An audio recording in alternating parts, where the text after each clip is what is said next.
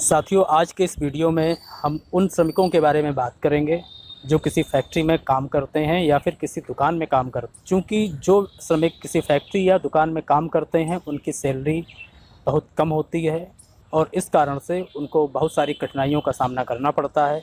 और इन कठिनाइयों को ध्यान में रखते हुए उत्तर प्रदेश सरकार ऐसे श्रमिकों के लिए बहुत सारी योजनाएं संचालित कर रही है। तो आज हम इस तरह के श्रमिकों के बारे में जो भी योजनाएं सरकार चला रही है उसके बारे में बात करेंगे। तो चलिए शुरू करते हैं।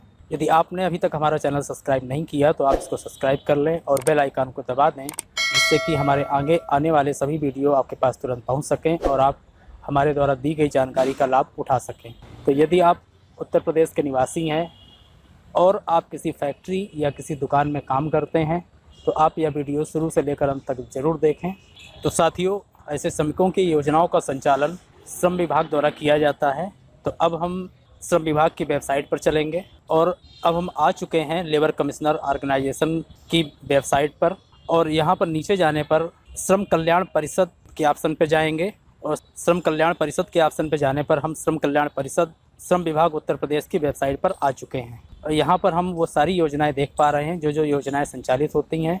इसमें लिखा हुआ है उत्तर प्रदेश में स्थित पंजीकृत कारखानों, औद्योगिक प्रतिष्ठानों में कार्यरत श्रमिकों तथा उनके आश्रितों के हितार्थ कल्याणकारी योजनाएं। तो यहाँ पर 8 तरह की योजनाएं दिखाई जा रही हैं। तो हम सबसे पहले बात कर लेते हैं श्रमिकों के बच्चों की पढ़ाई के विषय में जो योजनाएँ हैं उसके विषय में बात करते हैं।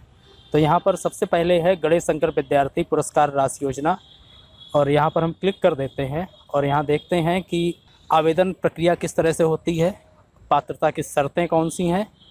तो नंबर 1 शर्त है कि श्रमिक उत्तर प्रदेश में स्थित दुकान एवं वाणिज्य अधिष्ठान अधिनियम 1962 अथवा कारखाना अधिनियम 1948 के अंतर्गत पंजीकृत अधिष्ठान में कार्यरत हो, यानी किसी फैक्ट्री में या किसी दुकान में कार्यरत होना चाहिए। और दूसरा है कि श्रमिक का मासिक वेतन जो कि मूल वेतन प्लस महंगाई भत्ता मिला करके 15,000 से अधिक नहीं होना चाहिए। ये योजना उन बच्चों को मिलेगी जो हाई स्कूल, इंटरमीडिएट, स्नातक, परा स्नातक की परीक्षा उन्होंने पास की है और उनको इन कक्षाओं का अंक पत्र यानी मार्कशीट लगानी पड़ेगी। यदि कोई छात्र हाई स्कूल, इंटरमीडिएट, स्नातक या परा स्नातक में 60% से लेकर के 75% से कम अंक प्राप्त करता है तो उसको 5,000 रुपये की आर्थिक सहायता दी जाएगी। यदि कोई छात्र 75% से अधिक अंक पाता है तब उसको 7500 रुपये की यानी 7,500 रुपये की आर्थिक सहायता दी जाएगी। अब देखते हैं दूसरी योजना है महादेवी वर्मा श्रमिक पुस्तक क्रय धन योजना।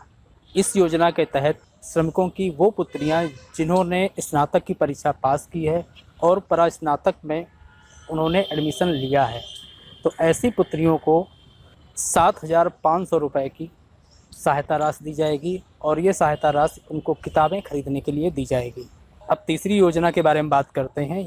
इस योजना का नाम है डॉक्टर APJ अब्दुल कलाम श्रमिक प्राविधिक शिक्षा सहायता योजना। इस योजना के अंतर्गत श्रमिकों के वो पुत्र या पुत्रियां जो टेक्निकल एजुकेशन ले रहे हैं, मतलब BTech, MTech, BCA, MCA, BBA, MBA, MBBS या कोई भी तकनीकी डिग्री का कोर्स कर रहे हैं। और नंबर 2 पर इसके अलावा डिप्लोमा पाठ्यक्रम जैसे कि पॉलीटेक्निक, PGDM या अन्य कोई डिप्लोमा कोर्स कर रहे हैं। और इसके अलावा सर्टिफिकेट पाठ्यक्रम में भी इस योजना का लाभ मिलेगा, जैसे कि ITI हो गया या कोई अन्य सर्टिफिकेट कोर्स।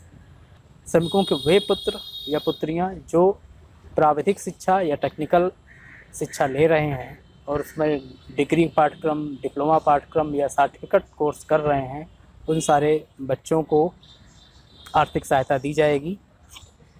और आर्थिक सहायता किस तरह से दी जाएगी? यदि कोई छात्र डिग्री पाठ्यक्रम करता है, यानी कि BTech करता है, MTech करता है, MBBS करता है, इस तरह के जो भी पाठ्यक्रम होंगे उसमें 15,000 रुपये हर साल दिए जाएंगे।